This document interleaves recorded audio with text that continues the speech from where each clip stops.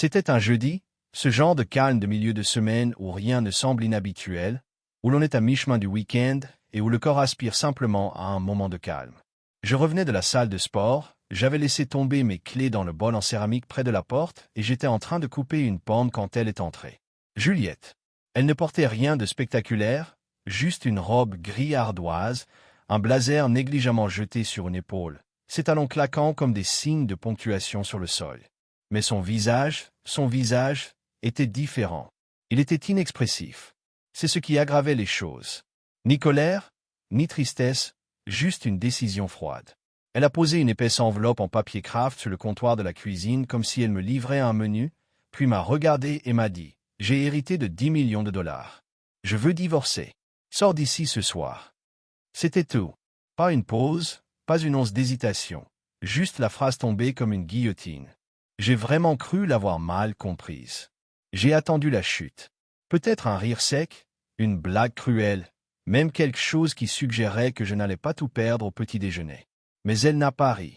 Elle est restée là, les bras croisés, comme si elle venait de me tendre ma lettre de licenciement. J'ai cligné des yeux. Je suis désolé. Quoi? Tu m'as entendu? A-t-elle dit. Mon héritage est arrivé. Plus besoin de faire semblant. J'en ai fini. Je veux retrouver mon espace. Je veux retrouver ma vie. Ma mâchoire s'est serrée involontairement. Ce n'était pas seulement les mots. C'était la facilité avec laquelle elle les prononçait. 7 ans de mariage, des dîners cuisinés, des nuits où nous nous sommes serrés l'un contre l'autre après de mauvais rêves. Des stratégies commerciales. Je suis resté éveillé. L'aider à construire. Tout jeté comme un brouillon indésirable. J'ai regardé l'enveloppe. Il y avait mon nom dessus. Gras, dactylographié, sans écriture. Cela me disait tout. Elle n'avait pas écrit ça. Elle l'avait préparé, peut-être depuis des semaines, peut-être plus longtemps. Je l'ai ouverte lentement, le papier me coupant le bout du doigt tandis que je sortais les documents. Une coupure de papier, mais j'avais l'impression qu'elle saignait tout. À l'intérieur se trouvaient les papiers du divorce, une liste de conditions claires et nettes. Elle gardait la maison, les voitures, les œuvres d'art, les comptes. On me laissait avec ce que j'avais apporté, qui, selon sa déclaration, était minime. J'ai poussé un long soupir. Ni colère, ni chagrin, juste le genre d'incrédulité qui s'ancre au plus profond de soi. Puis je l'ai entendu. Des pas, lourds, intentionnels. Je me suis retourné et je les ai vus là, debout, ses frères jumeaux, 3 et Mason. 2 hommes qui ne faisaient jamais rien sans un sourire narquois. Ils se penchaient dans l'embrasure de la porte de la cuisine comme des hommes de main dans un mauvais film. Ils étaient contrariés, la suffisance irradiant d'eux comme une eau de Cologne bon marché. Elle n'a plus besoin de toi, marmonna 3 avec un sourire en coin. Je n'ai pas répondu. Je l'ai juste regardé un instant, puis je l'ai regardé de nouveau. Elle n'a même pas bronché. Elle ne l'a pas corrigé. Elle n'a pas adouci le coup. Elle a juste tenu bon. C'était coordonné. Je le voyais bien maintenant. Pas une décision prise sur le coup de l'instant. Cela avait pris des semaines, peut-être des mois. Elle avait attendu que l'argent arrive sur son compte pour pouvoir s'entourer de renforts, puis elle avait lancé son petit coup. Je me suis éloigné du comptoir et me suis passé la main dans les cheveux. Voilà. Je t'ai demandé de toucher ton salaire et je deviens jetable. Elle a incliné la tête comme si elle essayait de comprendre pourquoi j'étais encore là. Je ne t'aime plus. Je ne t'aime plus depuis longtemps. Je suis resté parce que j'y étais obligé. Maintenant, plus rien. Le truc, c'est que si elle avait pleuré, j'aurais pu craquer. Si elle avait crié, j'aurais peut-être résisté. Mais elle était froide, calculatrice, détachée, et j'ai réalisé que la femme qui se tenait devant moi n'était pas celle que j'avais épousée. Ou peut-être l'était-elle. Peut-être avais-je simplement refusé de la voir. Ma main saignait encore légèrement de la coupure de papier. Je l'ai essuyée sur une serviette, puis j'ai hoché la tête lentement. « D'accord, ai-je dit doucement. Si c'est ce que tu veux, a-t-elle hoché la tête une fois, comme une reine autorisant la sortie. Sors avant le dîner. Je suis passé devant elle sans me retourner. Pas encore. Pas sous leurs yeux. Je suis monté à l'étage et suis entré dans la chambre que nous partagions autrefois. Elle me semblait déjà étrangère. En ouvrant le placard, j'ai vu des trous, des objets manquants. Mes boutons de manchette, ma tablette, une photo encadrée de ma défunte mère disparue. Elle s'était préparée à cela. Elle avait probablement une panoplie d'excuses si je l'avais remarqué plus tôt, mais je ne l'ai pas fait parce que je lui faisais confiance. J'ai ouvert ma trousse de voyage et commencé à faire mes bagages. Pas grand-chose, juste l'essentiel. Le costume que mon père m'avait offert. Ma vieille montre. Le passeport que je gardais sous clé. J'avançais avec détermination, pliant chaque chemise avec le soin qu'on porte aux souvenirs, pas aux vêtements. Je les entendais en bas parler, rire. Ce bruit me retourna l'estomac. J'attrapai mon téléphone, ouvris mon application bancaire. Les comptes joints étaient déjà inaccessibles. Mon nom avait disparu. Comme ça, je souris, non pas par humour, mais parce que je réalisais quelque chose. Ils pensaient que c'était la fin pour moi, mais ils ignoraient qui j'étais vraiment. Quand je refermai enfin mon sac et jetai un dernier coup d'œil à la pièce, je n'éprouvais pas de chagrin. J'étais concentré. Je descendis lentement l'escalier, ma valise traînant derrière moi. Juliette était dans la cuisine, versant du vin, l'audace même, un toast à la trahison. Elle ne leva pas les yeux à mon passage. Ses frères, si. Trois pencha la tête, espérant visiblement une réaction, un dernier mot, mais je ne lui dis rien. Je sortis par la porte d'entrée et m'arrêtai sur le porche. Puis je me suis retourné et j'ai dit, calme comme l'acier. Vous le regretterez tous. Ils ont ri. C'était bien. Laissez-les rire. Ils ne riraient pas longtemps. Pas après ce que j'avais prévu. Pas une seule fois je ne leur ai rappelé qu'ils avaient sous-estimé. Parce que ce n'était pas la fin. Non, c'était le début. Je n'étais même pas à mi-chemin de l'allée que j'ai entendu sa voix fendant l'air comme du verre. Tiens, ce sac reste. Je me suis arrêté. Mes doigts se sont resserrés autour de la poignée de la valise. Le seul sac que j'avais réussi à remplir avec un soupçon de dignité était parti. Je me suis légèrement retourné, pas complètement, juste assez pour la voir. Sortir en trombe par la porte d'entrée, pieds nus. La fureur dans les yeux, un verre de vin toujours à la main. Ce sont mes affaires personnelles, ai-je dit aussi calmement que possible. Des vêtements que j'ai achetés avec mon argent. La montre que mon père m'a léguée. Des photos de mon enfance. Juliette a levé la main comme si je l'avais insultée. Tout dans cette maison est à mon nom. Tout. Et si tu repars avec quoi que ce soit, ce sera du vol. Je la fixai, incrédule. Tu veux vraiment faire ça ici, devant tes voisins? Elle n'hésita pas. Peu importe qui regarde. Tu n'as pas le droit de me prendre quoi que ce soit. C'est là que je les entendis à nouveau. Trois et Mason. Des pas résonnants sur la terrasse derrière elle, comme s'ils attendaient le moment de sauter. Ils apparurent, un de chaque côté d'elle, comme deux gardes du corps jumeaux rancuniers et trop occupés. Tu ne l'as pas entendu? Dit Trois en croisant les bras. Lâche ce sac. Ne rends pas les choses plus difficiles que nécessaire, ajouta Mason. Je les regardai tour à tour. Ils étaient bâtis comme des chaînes, mais parlaient comme des adolescents essayant de paraître durs. Une partie de moi avait envie de rire. Une autre partie de moi voulait craquer, mais je restais immobile.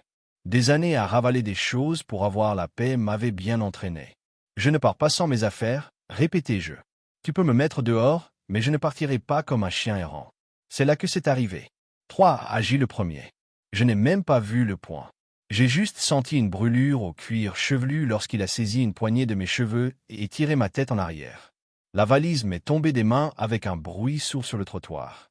Avant que je puisse reprendre mon équilibre, Mason était à mes côtés, un bras enroulé autour de mon torse, l'autre s'écrasant sur mon épaule.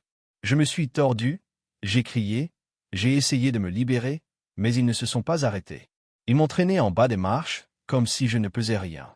Mon dos heurtait violemment chaque marche, raclant la pierre, mes bras s'agitant pour attraper quoi que ce soit. J'ai entendu un bruit de tissu qui se déchirait. Ma chemise, ma fierté. Je n'aurais pas pu dire. Quelque part derrière eux, Juliette hurlait. Sortez-le d'ici. Ils m'ont jeté comme un sac poubelle sur le gravier au fond de l'allée. Je heurtai le sol avec un craquement, nauséabond. Le genre de craquement qui annonce un bleu demain. Je restai immobile un instant. Non pas par peur, mais parce que je savais que si je me relevais trop vite, je risquais de perdre le contrôle. Et je ne pouvais pas me permettre ça. Pas maintenant. Pas devant eux. Je m'essuyai la lèvre. Du sang. Une fine ligne. Je me redressai lentement, silencieusement. Mason eut un sourire narquois. Tu as eu de la chance qu'on n'ait pas appelé la police. Trois s'appuya contre la balustrade du porche comme s'il sortait d'une séance de sport. Tu pensais vraiment qu'elle te garderait après ce chèque encaissé? Juliette se tenait sur le seuil, les bras croisés, le visage de pierre. Cette maison n'a jamais été à toi, dit-elle. Cette vie n'a jamais été à toi. Je ne répondis pas. Je la regardais juste une longue seconde. Ni son maquillage, ni ses cheveux, ni la robe coûteuse qu'elle portait comme une armure. Je regardais la partie qu'elle ne contrôlait pas. Ses yeux. Il y eut une lueur. Ni de regret, ni de tristesse, mais de peur. La peur de ne pas être brisé, d'être peut-être juste silencieux. Je me suis penché, j'ai ramassé ma valise, maintenant éraflée et couverte de terre, et j'ai tourné le poignet pour vérifier ma montre. Toujours en marche. Bien. Je me suis retourné vers eux trois, ces soi-disant géants dans leur petit château, et j'ai dit du ton le plus calme que j'ai jamais utilisé. Vous le regretterez. Tous. Mason a ri comme une chute. Vous allez nous poursuivre en justice. Appelez un juge, s'il vous plaît. Vous n'avez rien. Vous êtes juste en colère qu'elle vous ait enfin compris. J'ai souri. Un vrai sourire cette fois. Le genre qui n'atteint pas les yeux. Je ne suis pas en colère, ai-je dit. Je suis bien réveillé. Juliette a tressailli. À peine. Mais je l'ai vue. Elle me connaissait mieux qu'eux. Elle savait que je n'étais pas un crieur. Pas un bagarreur. J'étais un bâtisseur, un planificateur. Et elle venait de me donner quelque chose que je n'avais pas eu depuis des années. Une raison. Je me suis retourné et je suis parti lentement. Sans boiter, sans courir, juste en marchant, les pieds stables, l'esprit en ébullition. Chaque pas était un clou de plus dans le cercueil de la vie qu'elle pensait avoir terminé. Chaque pas était une promesse. Car voilà ce que personne ne vous dit. Quand on vous dépouille de tout, vous cessez d'avoir peur de la perte. Vous commencez à voir clair. Vous vous souvenez de qui vous êtes. Et je me suis souvenu. Je me suis souvenu de toutes les nuits passées à apprendre le code informatique pendant qu'elle dormait. De toutes les réunions d'investisseurs auxquelles j'ai assisté en prétendant être juste consultant. De toutes les actions que j'ai achetées sous différents noms. De tous les papiers que j'ai classés et qu'elle n'a jamais pris la peine de lire. Ce n'était pas la fin de mon histoire. C'était l'étincelle. Ils pensaient que me mettre à la porte serait le point culminant. Mais ce n'était que le début du premier chapitre. Ils pensaient que je n'avais plus rien. Mais ils ont oublié une chose. Je la construis et je pourrais la construire à nouveau. Cette fois sans elle, cette fois mieux, plus intelligemment, plus fort. Et quand je le ferai, je ne crierai pas. Je ne frapperai pas. J'arriverai comme ça. Et ils le sauraient. Ils sauraient qu'ils avaient traîné le mauvais homme dans ces escaliers. Et que tout ce qui les avait fait rire ce jour-là allait brûler en silence. La première nuit dehors, j'ai dormi dans un hôtel calme en bordure de ville, avec un éclairage tamisé et des moquettes usées. Rien de tapax en grave-l'œil, juste un endroit avec un lit, un bureau et le silence. C'est tout ce dont j'avais besoin. Le silence. C'est drôle comme, après qu'on essaie de vous détruire, la première chose qui vous manque, c'est la paix. Ni la vengeance, ni le pouvoir, juste la paix. Je suis resté assis au bord de ce lit, un long moment, à fixer le mur.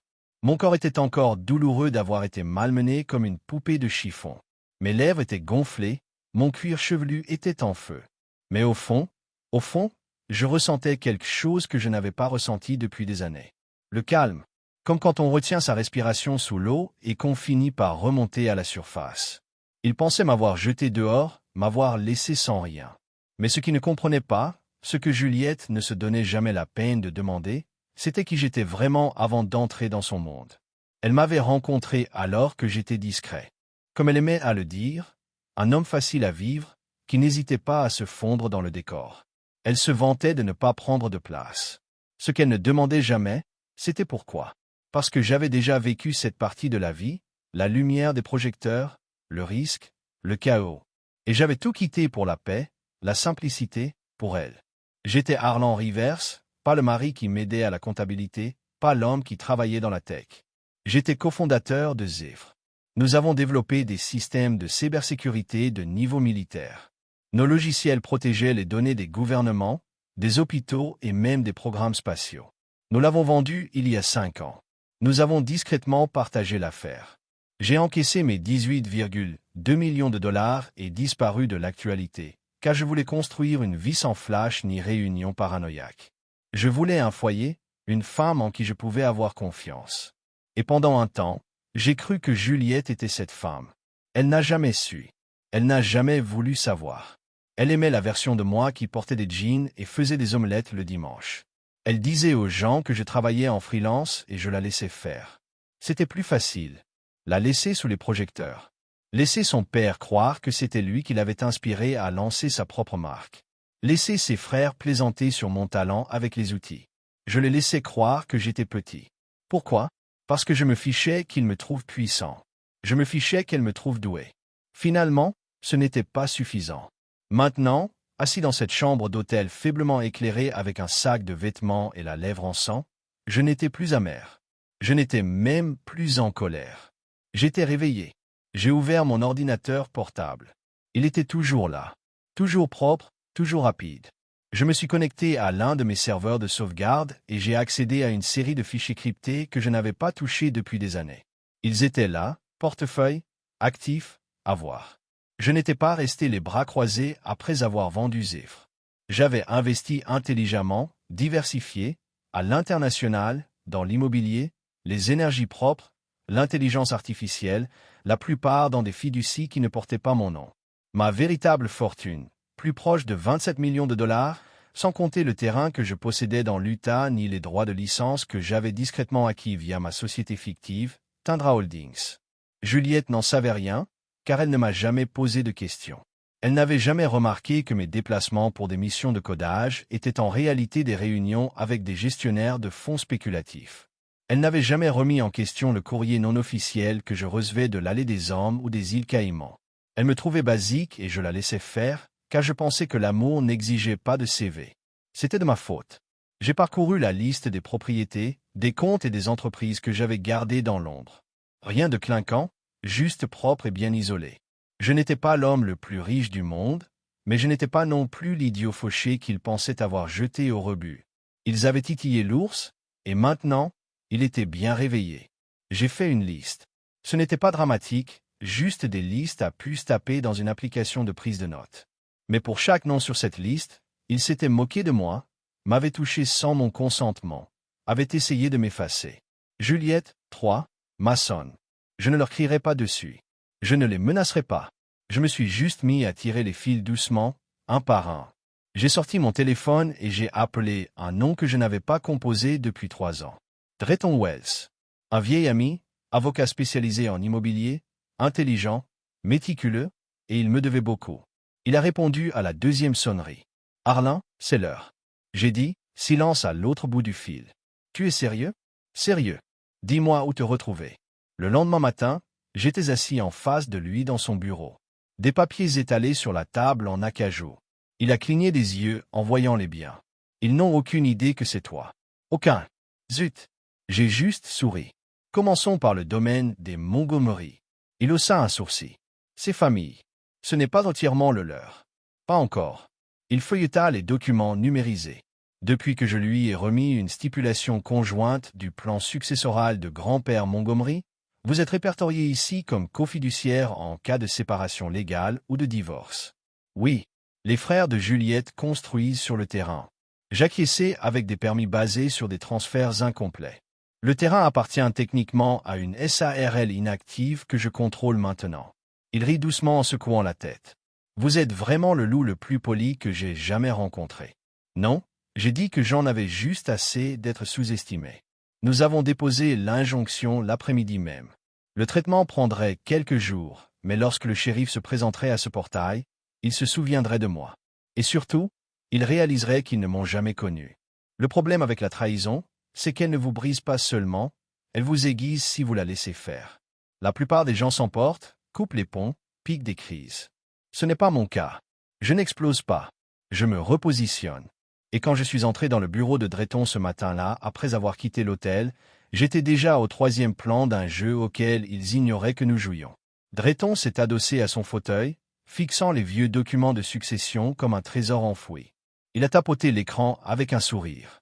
Alors, ils ne sont vraiment pas au courant? Non, tu es toujours inscrit comme cofiduciaire du Montgomery Trust. C'est dingue. J'ai hoché la tête.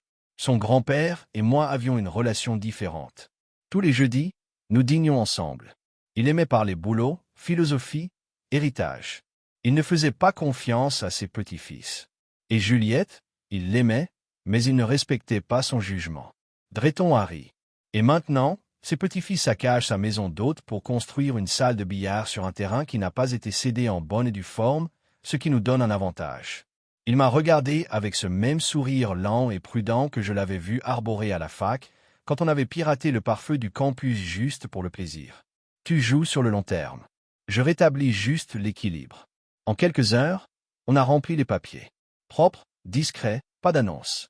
Une injonction pour arrêter les travaux sur la cité Montgomery, basée sur un manque de clarté de la propriété et un litige de cofiduciaire en cours. Il faudrait quelques jours pour passer en revue le système. Parfait.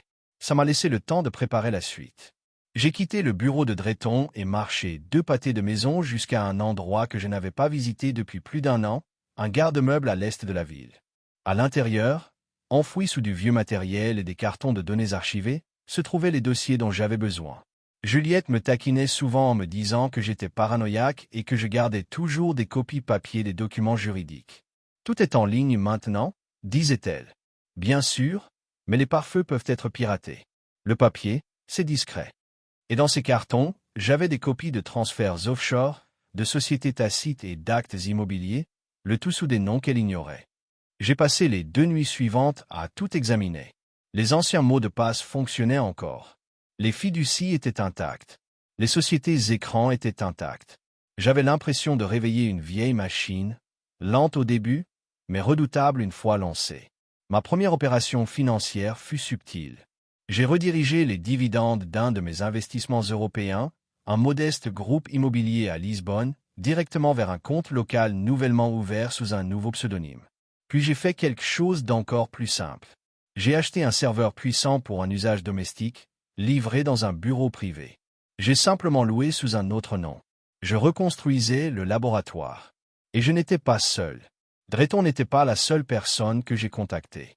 J'ai appelé Dahlia Ward, une avocate en contentieux d'entreprise et stratège financière qui m'avait aidé à mettre fin à une acquisition frauduleuse avant même que Juliette et moi ne nous rencontrions.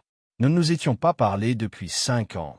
Mais quand elle apprit ce qui s'était passé, elle dit « Dites-moi où me présenter et quoi porter ». 2 jours plus tard, elle était à mon bureau, vêtue d'un tailleur bleu marine, ses talons claquant d'autorité dans un regard brûlant. « Elle vous a vraiment tiré par les cheveux ?» demanda-t-elle tandis que nous sirotions un café. « Ouais, bien, dit-elle en posant sa tasse. Puis, elle n'imagine pas ce qui va suivre. Nous travaillons sans relâche. J'ai tout exposé, mes avoirs, ses actifs connus, la société. » Dahlia sourit en examinant le tout. « Vous allez gagner cette guerre en silence. C'est tout l'enjeu. » Pendant des jours, l'injonction successorale de Montgomery fut approuvée. Le shérif la délivra en personne. Je n'étais pas là pour regarder, mais Drayton me raconta ce qui s'était passé. Les ouvriers avaient déjà commencé à démolir le toit de la maison d'amis. 3 maçons étaient dehors à rire du projet de jacuzzi lorsque la voiture de patrouille s'engagea dans la longue allée de gravier. Dès que l'enveloppe fut remise, tout s'arrêta net. Les casques de chantier tombèrent. Les outils électriques s'arrêtèrent. Les camions de chantier sortirent de la propriété en marche arrière, comme s'ils quittaient une scène de crime. Les jumeaux se disputèrent avec l'agent, hurlèrent, se mirent en avant, prétendirent ignorer tout. Mais l'adjoint ne s'intéressait pas au drame. Il se contenta de pointer le sceau officiel et dit « Cette structure n'est plus autorisée à être modifiée tant que le propriétaire n'aura pas été clarifié au tribunal. » Propriété. Un mot qu'ils n'avaient jamais remis en question. Un mot qu'ils considéraient comme leur droit de naissance. Juliette m'appela ce soir-là. Je m'attendais à la messagerie vocale, mais cette fois, elle utilisa un ton différent. Moins d'arrogance, plus de confusion. « Tu es derrière tout ça, n'est-ce pas ?» Elle dit « Ne fais pas l'idiot, Marlin. » Le shérif se présenta à la propriété familiale. « Mes frères ont failli se faire arrêter. Tu essaies de nous ruiner. » Je la laissai parler. Laissez-la se défouler. Puis je parlais calmement. « Tu ne t'es jamais demandé comment ton grand-père et moi nous entendions. Tu ne t'es jamais demandé pourquoi il me versait toujours le vin en premier au dîner. Il ne m'appréciait pas seulement, Juliette. Il me faisait plus confiance qu'à tes frères, peut-être même plus qu'à toi. » Son silence était comme des parasites au bout du fil. « Que veux-tu » demanda-t-elle finalement. « Tu n'as rien à offrir, dis-je. Mais tu auras bientôt des nouvelles de mon avocat. » J'ai raccroché avant qu'elle ne puisse répondre. Le lendemain, j'ai reçu une notification. Une réunion d'urgence avait été convoquée par les avocats de la famille Montgomery. La succession était gelée. Ses frères étaient officiellement interdits de procéder à d'autres rénovations ou transactions jusqu'à la résolution du litige fiduciaire. Le nom de Juliette était désormais empêtré dans des documents judiciaires, Et ce n'était que le début. Ils avaient piqué l'ours. Maintenant, l'ours avait des griffes, et je ne faisais que commencer. Lorsque l'ordonnance du tribunal a gelé la succession, les fissures avaient commencé à apparaître. Je n'étais pas assis sur un trône à glousser de triomphe. J'étais à mon bureau. Un petit bureau loué avec un café refroidi, regardant le château de cartes s'écrouler. Et le meilleur, c'est que je n'avais même pas touché à la structure. J'avais juste arraché la cheville ouvrière dont ils n'avaient jamais remarqué qu'elle maintenait tout ensemble. Les frères de Juliette avaient commencé la construction de la maison d'amis des semaines avant même que l'héritage ne soit versé. Présomptueux, arrogants et stupides. Ils pensaient que le terrain serait transféré sans problème à Juliette. Ils pensaient que je ne serais pas là assez longtemps pour avoir de l'importance. Ils avaient tort sur les 2 points. Maintenant, ils risquaient une action en justice du service d'urbanisme local pour construction non autorisée sur un terrain contesté. Les entrepreneurs menaçaient de les poursuivre pour rupture de contrat. Les frais de location de matériel s'accumulaient et la rénovation était au point mort. C'était un effet domino et je restais les bras croisés, laissant la gravité faire son œuvre. Dahlia m'a envoyé un message. L'audience d'homologation est confirmée. Juliette est convoquée. J'ai souri.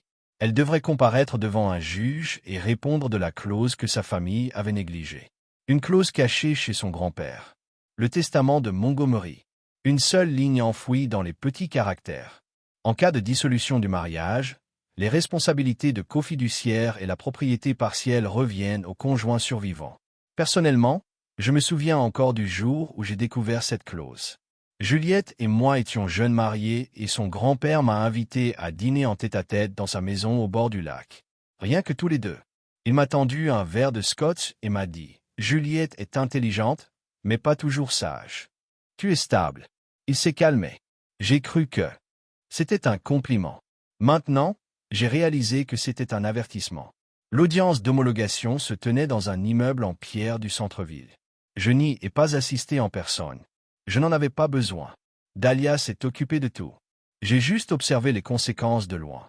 D'après son rapport, Juliette est entrée vêtue d'un tailleur gris perle et d'un parfum de défi. Elle pensait que ce serait une formalité de routine, quelque chose qu'elle pourrait gérer avec quelques mots acerbes et un avocat à ses ordres.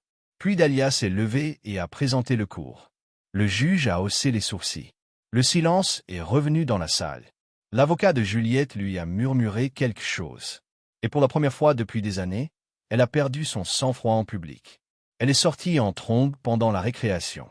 Dahlia m'a raconté, a marmonné quelque chose comme quoi tu n'étais jamais assez importante pour être inscrite dans le testament. J'ai éclaté de rire. Elle n'en savait vraiment rien. Elle n'en avait aucune idée. Ni pour les dîners, ni pour la fiducie, ni pour le fait que son grand-père me tenait au courant. Dahlia a marqué une pause avant de continuer. Elle a demandé « Comment tu savais pour le Père Noël ?» J'ai haussé un sourcil. « Et qu'as-tu dit ?» Je lui ai dit la vérité. Que tu l'avais mérité. Que tu n'avais pas besoin d'espionner. Tu avais juste besoin de lire. Plus tard dans l'après-midi, Juliette a rappelé, mais cette fois, son ton n'était pas colérique.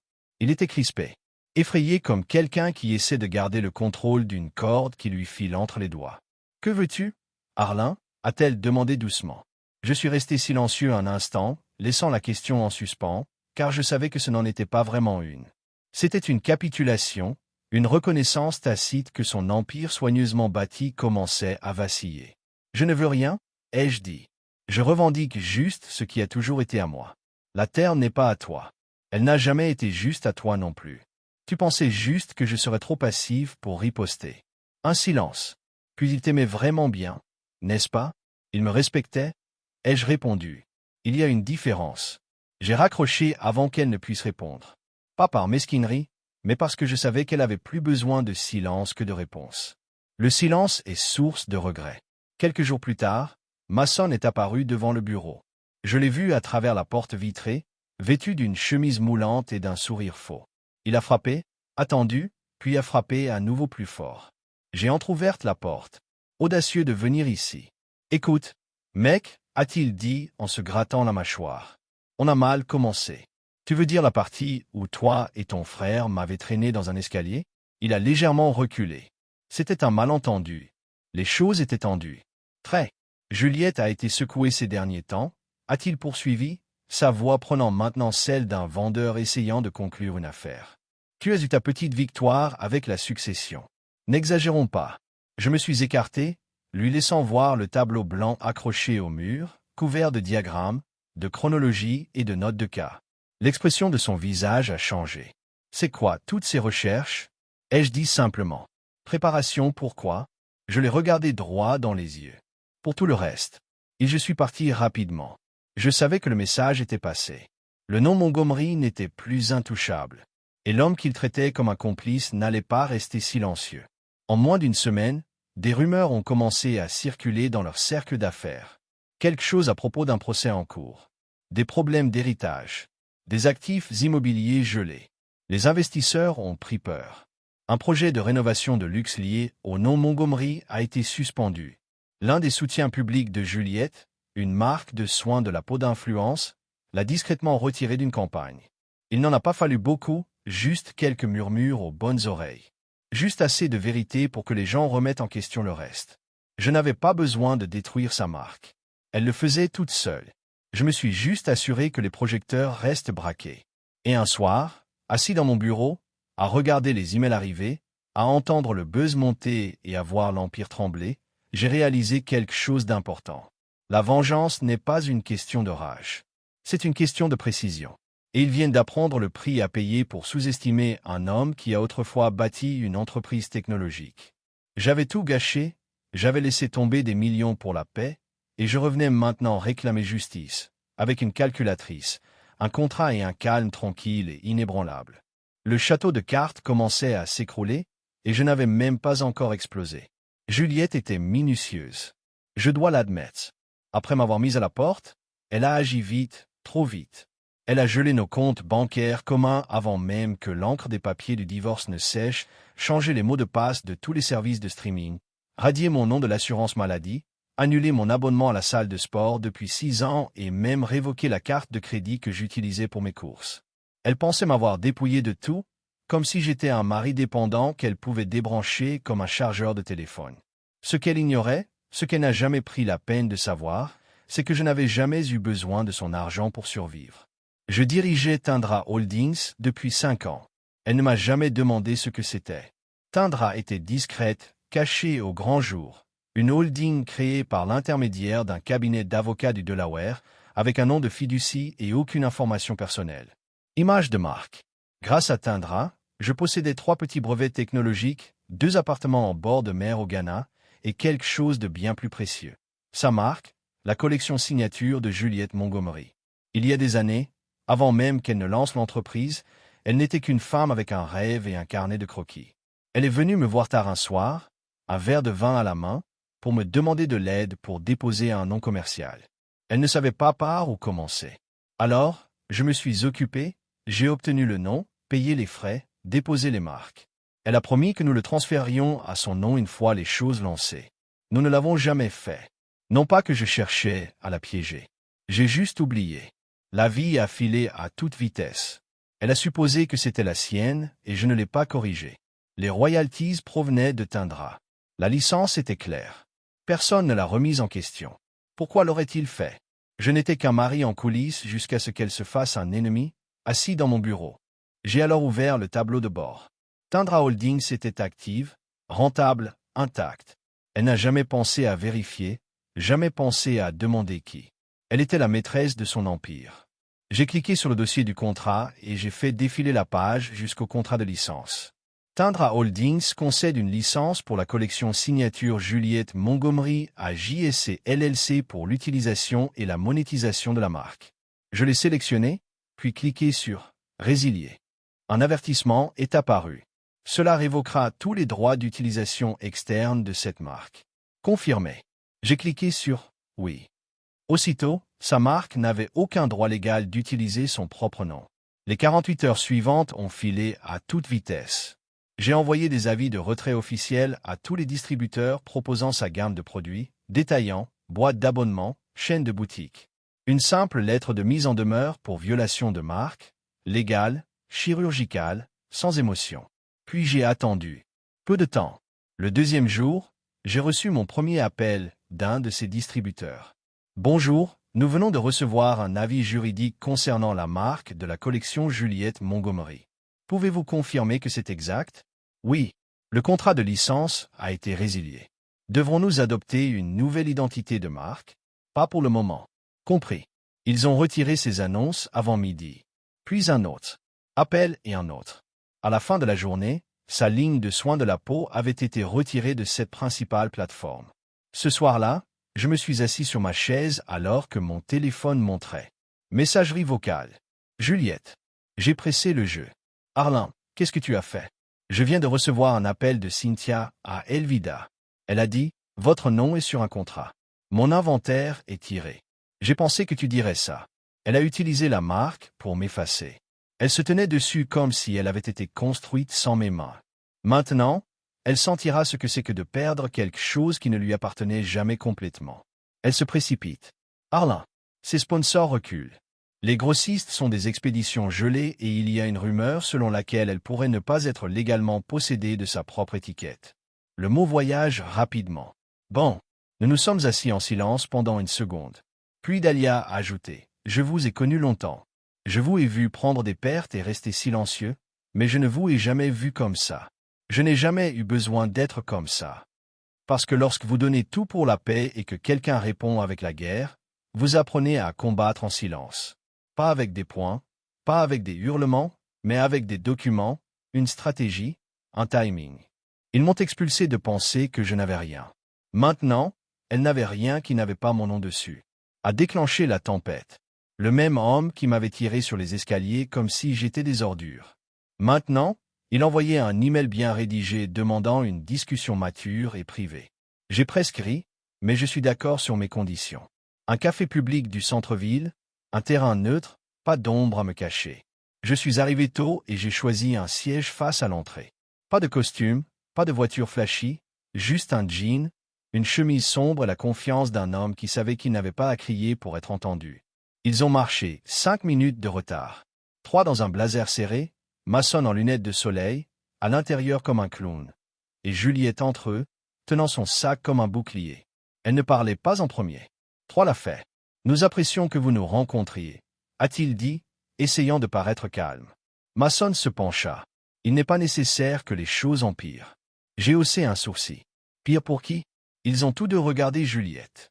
Son masque était toujours sur une posture parfaite, une expression neutre, mais ses yeux l'ont donné. Ils étaient vitreux, inégaux, pas en colère, épuisés. Elle a essayé de parler, a échoué, puis a réessayé. Je ne te connaissais pas encore avait accès à la marque. Vous n'avez pas demandé, dis-je simplement. J'ai supposé. Vous avez supposé que j'étais stupide. Vous avez supposé que je me retournerais et que je disparaissais. Non, dit-elle rapidement. J'ai supposé que vous ne l'utiliseriez jamais contre moi. J'ai incliné ma tête. Pourquoi pas? Silence. Elle n'avait pas de réponse. Aucun d'eux ne l'a fait. Parce que la vérité était simple. Ils pensaient que j'étais trop faible pour me défendre. Que je m'en irais comme je suis venu. Souvent, invisiblement. Mason s'éclaircit la gorge.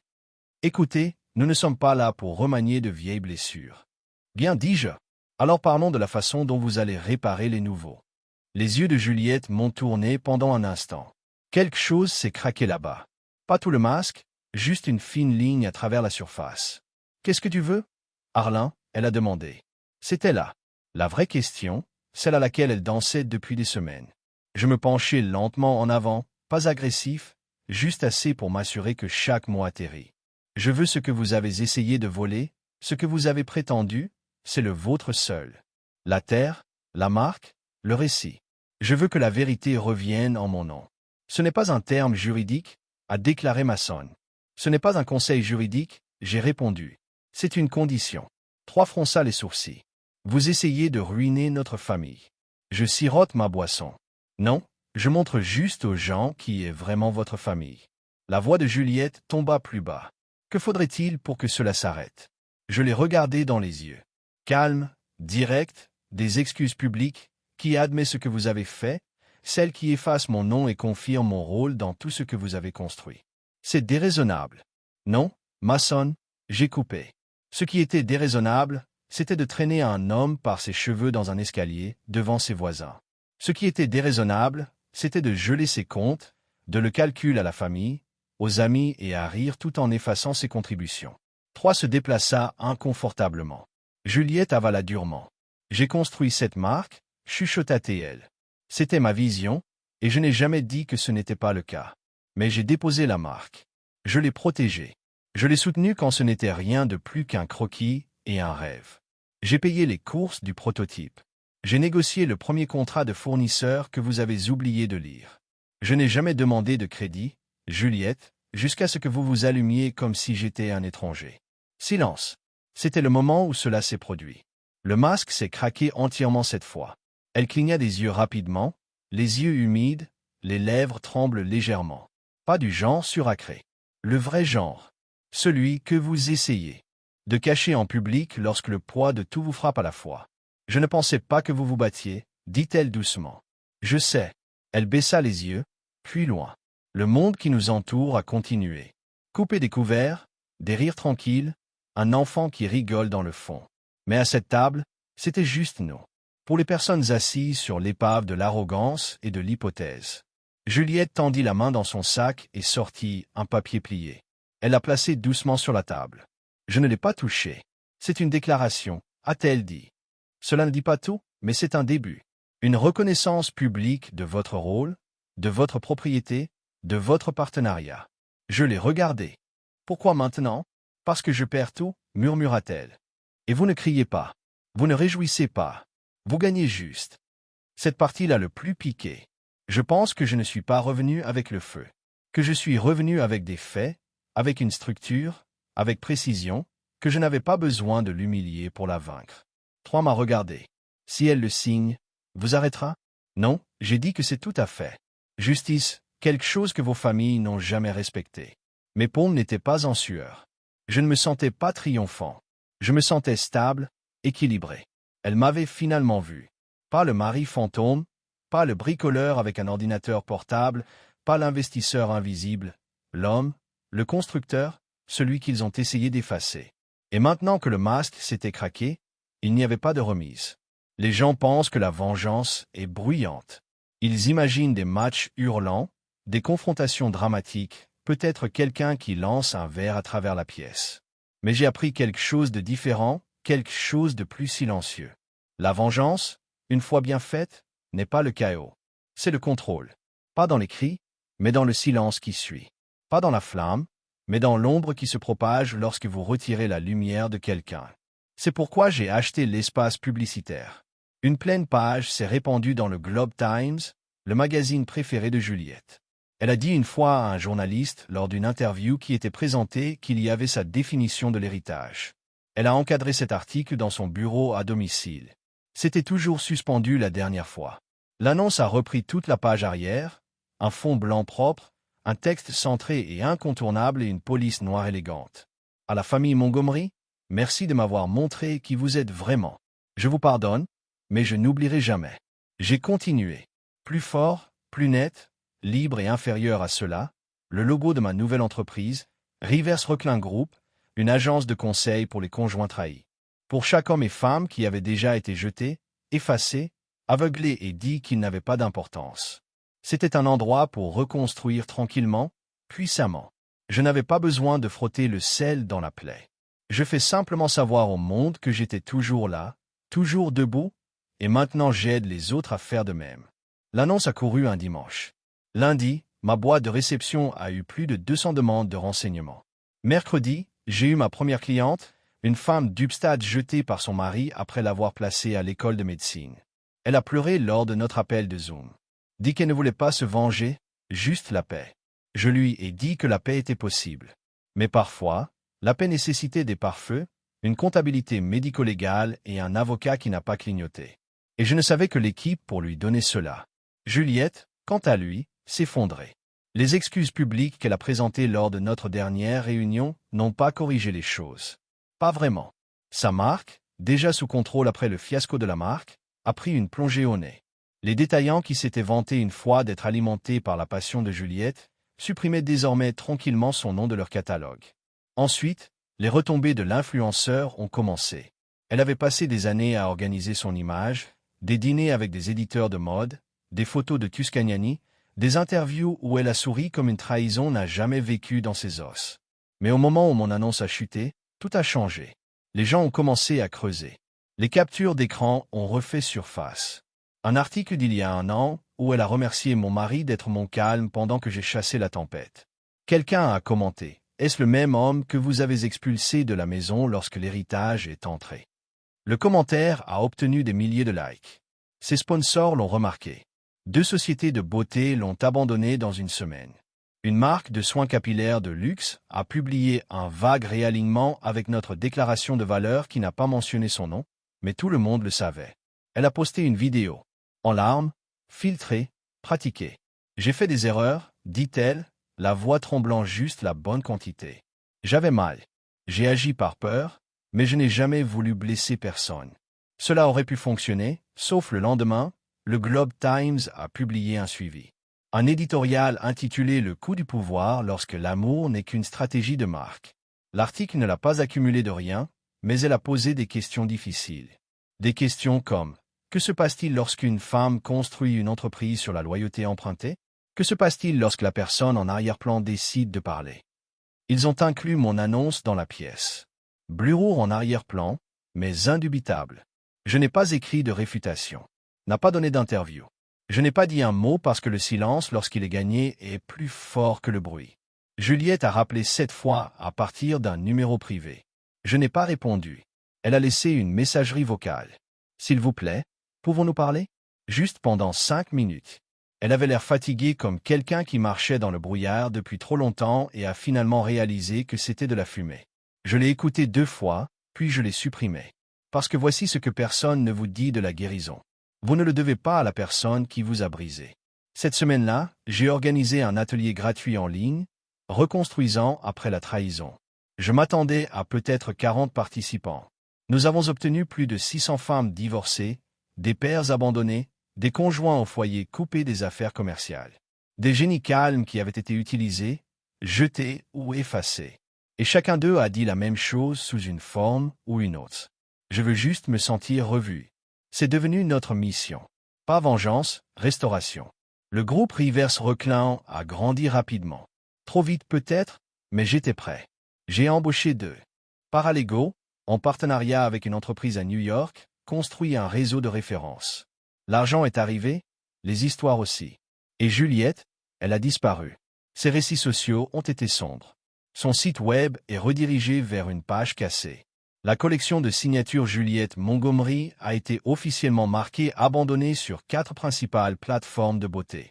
J'ai reçu une lettre de ses avocats et j'ai proposé de vendre la marque pour des sous. J'ai refusé.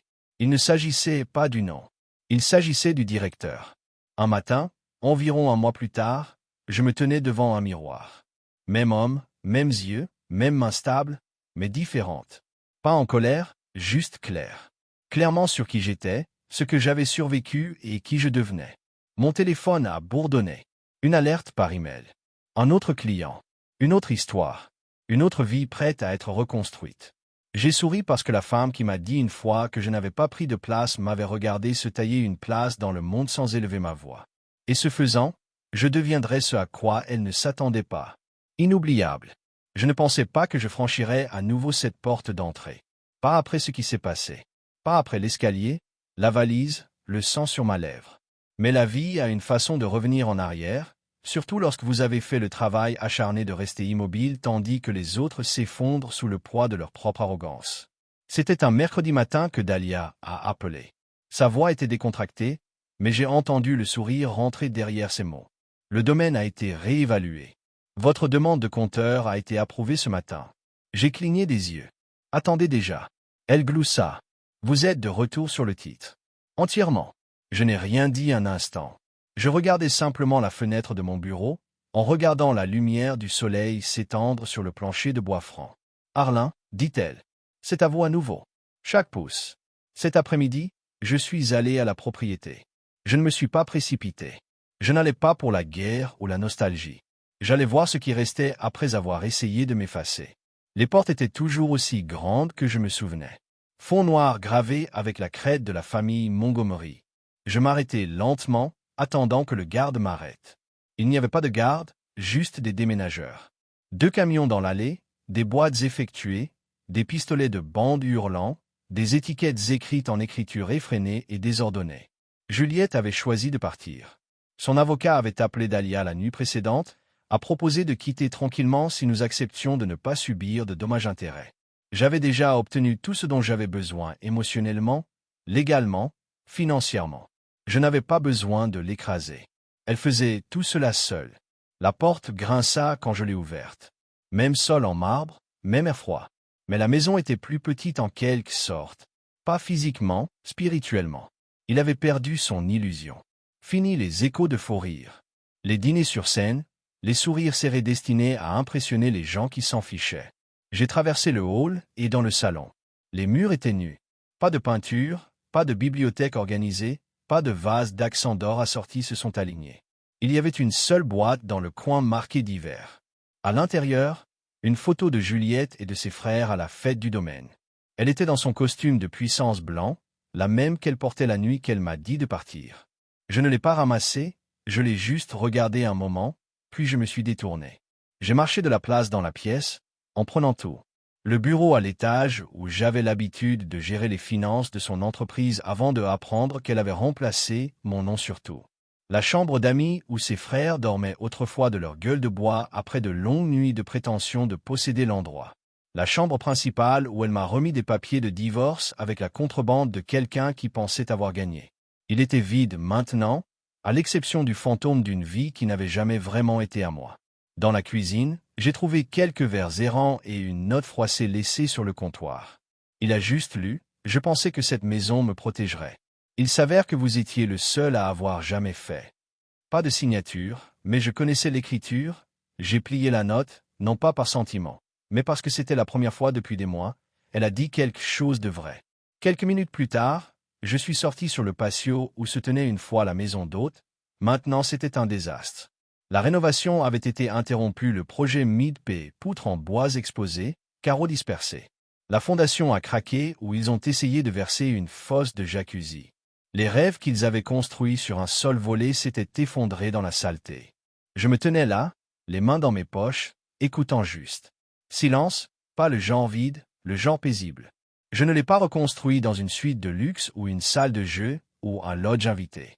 Je l'ai transformé en centre de justice. 6 mois plus tard, la chambre est devenue le siège de la Reverse Foundation for Invention, une initiative à but non lucratif que j'ai commencé à aider les gens à récupérer leur vie après la violence émotionnelle et financière, le divorce, la trahison, la déshérité, la lumière du gaz, les traumatismes tranquilles qui laissent des échos bruyants. Le premier étage est devenu un centre d'admission pour les références juridiques et le soutien transitoire. L'étage supérieur abritait un programme de résidence temporaire pour les clients quittant les ménages toxiques. Nous l'avons appelé l'aile de récupération. Le nom de Montgomery a frotté de l'acte. Tout cela, il ne reste plus de traces. L'une des premières personnes que nous avons aidées était une femme nommée Elera, au milieu des années 30. Voix calme, de grands yeux remplis de honte qu'elle ne méritait pas. Son ex avait vidé ses comptes, revendiqué son invention comme la sienne et lui avait laissé rien d'autre que des factures de dette et de thérapie. Elle a pleuré lorsque nous l'avons aidée à obtenir un brevet sous son propre nom.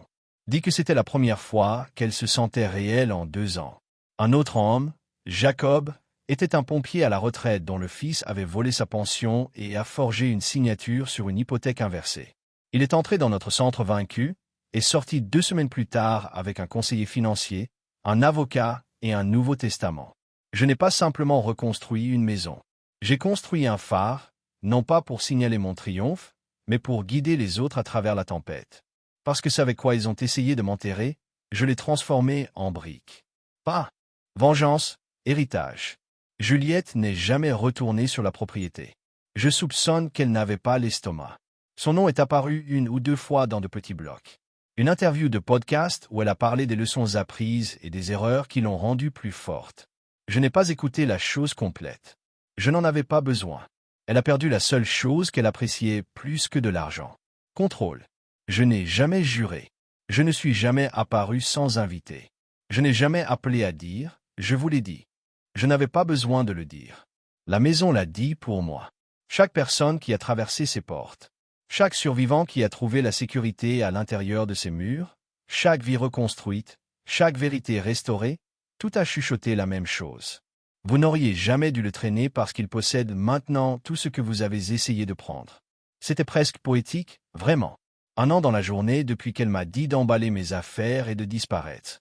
Je me tenais sur une scène sous des lumières douces, un microphone dans ma main et un auditorium plein de gens qui regardent mon histoire. Pas avec amertume, mais avec clarté. Ce n'était pas une salle d'audience. Ce n'était pas un podcast. C'était le sommet mondial de la technologie et de l'éthique, un rassemblement de leaders d'opinion, des entrepreneurs et des innovateurs du monde entier. Un endroit où je n'avais pas été invité depuis près de 6 ans. À l'époque où je m'étais éloigné de l'industrie de la technologie après avoir vendu Zephrtech, je pensais que j'avais fini avec des étapes. Mais la vie, en fin de compte, n'a pas été terminée avec moi. L'hôte, une femme pointue nommée Irene Shaw, m'a simplement présenté. Veuillez accueillir Arlon Rivers, l'homme qui a tout récupéré. Il y avait des applaudissements polis, respectueux et curieux. La plupart d'entre eux avaient lu sur moi dans un article ou un autre. L'homme qui a lancé une start-up a disparu et a réapparu non pas avec une nouvelle application, mais avec un organisme à but non lucratif qui a secoué le monde du divorce. Je suis monté lentement, pas de nerfs, pas de prétention, je mets juste des cadeaux. Marisol s'est assise au premier rang, ma femme. Oui, femme. Et à côté d'elle, notre fille, 5 mois, endormie rapidement contre sa poitrine. Je n'ai jamais imaginé que ce serait ma vie. Après Juliette, après la trahison, la traînée, le silence, je ne pensais pas que j'adorerais à nouveau. Mais la vie, lorsque vous effacez l'épave, a une étrange façon de fleurir. Marisol m'avait vu à mon plus bas. Pas la partie où j'ai été jeté comme des meubles, mais les conséquences, la reconstruction. Elle m'a rencontré non pas comme l'homme qui avait été brisé, mais celui qui a choisi de se lever de toute façon. Nous n'étions pas flashy. Nous n'avons pas porté de montre de luxe assortie ni de prendre des selfies au coucher du soleil en Grèce. Nous étions stables, calmes, réels, et cela suffisait. J'ai ajusté le micro, j'ai regardé les visages, en attendant une idée de Tedworthy, et j'ai souri. Vous voulez tous savoir comment j'ai construit Zephrtech. J'ai commencé. Mais ce que je préfère vous dire, c'est comment je me suis reconstruit. Parce que cela a pris plus de temps, a coûté plus cher et m'a changé plus que n'importe quelle technologie. Il y avait un bourdonnement d'accords. J'ai continué. L'année dernière, ce jour-là, je me tenais dans une allée avec du sang sur ma lèvre et tout ce que je pensais que j'aimais derrière une porte verrouillée. J'avais été traîné hors de ma maison, littéralement dit que je n'avais plus besoin, que je ne possédais rien, que j'étais jetable. Je me suis arrêté et je l'ai laissé pendre. Quelques personnes se sont déplacées sur leur siège. Certains ont hoché la tête. Je n'ai pas crié. Je n'ai pas riposté cette nuit-là. Je n'ai pas maudit ni crié ni jeté quoi que ce soit. Je les ai juste regardés et j'ai dit, vous regretterez cela. Puis je suis parti. Je pouvais voir Irene dans les ailes, les bras pliés, les yeux enfermés. Elle ne vérifiait pas une minuterie. Elle écoutait. Je ne bluffais pas, dis-je. J'avais passé des années à me rétrécir pour que quelqu'un d'autre puisse briller, laissant les gens croire que j'étais juste le gars calme en arrière-plan, un mari serviable, un acolyte. Je m'avançais, une main faisant un geste. Mais voici la chose. Ce n'est pas parce que quelqu'un oublie que votre valeur disparaît. Il attend tranquillement jusqu'à ce que vous soyez prêt à le récupérer. Un coulant a commencé dans le dos. Je ne me suis pas arrêté. En 1 an, j'ai repris tout ce qu'ils ont essayé d'effacer. La terre, la marque, la dignité. Et je ne l'ai pas fait avec la vengeance à l'esprit. Je l'ai fait avec vision, précision, calme. Je me tournai et jetai un coup d'œil à l'écran derrière moi où les rivières ont récupéré le logo du groupe briller fièrement. Maintenant, je gère une fondation qui aide les autres à faire de même. Pas en criant plus fort, pas en lançant des coups de poing, mais en construisant à nouveau, plus intelligent, plus propre, des cendres de ce qui a été perdu. Je pouvais voir quelques yeux larmoyants. Les gens hochaient la tête. Un homme dans la 2e rangée bouillonne. Merci. Puis vint la question qui vient toujours. Quelqu'un leva une main. Un journaliste que j'ai reconnu. Quel conseil? Il a demandé, voulez-vous donner à quelqu'un qui vient d'être trahi par la personne qu'ils aiment le plus? Je l'ai regardé un instant. Pas de précipitation, pas de pause dramatique, juste la vérité. Ne criez pas. J'ai dit, ne poursuivez pas. Ne vous enfoncez pas à leur niveau. Construisez simplement en silence et laissez votre succès s'étouffer chaque mensonge qu'ils ont jamais dit à propos de vous. La pièce est allée immobile. Ensuite, les applaudissements sont venus. Pas tonitruants, pas performatifs, mais réels. Long profond. Par la suite, les gens se sont alignés pour me serrer la main. Pas les fans, les survivants, les veuves, les papas célibataires, les entrepreneurs qui avaient tout perdu. Une femme qui a chuchoté « Tu m'as sauvé de revenir en arrière ». J'ai hoché la tête à chacun d'eux, je n'ai pris aucun crédit, je viens d'écouter. Plus tard, alors que je sortais de la scène, Marisol a enroulé un bras autour de ma taille. Notre fille a remué dans son transporteur, bâillé et serré à ma chemise avec une petite main. « Tu l'as fait » chuchota Marisol. « Non, dis-je. Je suis devenu ça. » Sur le chemin du retour, les lumières de la ville s'échappent devant nos fenêtres. J'ai pensé à la Juliette qui avait déjà souri en disant « Vous ne prenez rien d'ici ». Et maintenant, 1 an plus tard, je me suis assis dans une voiture que je possédais à côté d'une femme qui m'a vraiment vu. Et sur le siège arrière était une petite fille avec mon sourire. J'ai vérifié la montre sur mon poignet. Celui que Juliette avait une fois tenté de réclamer devant le tribunal. Elle a perdu cette affirmation comme tout le reste. Mais ce n'était pas la perte qui comptait. C'était la réalisation. Elle pensait que c'était fini quand elle m'a jeté.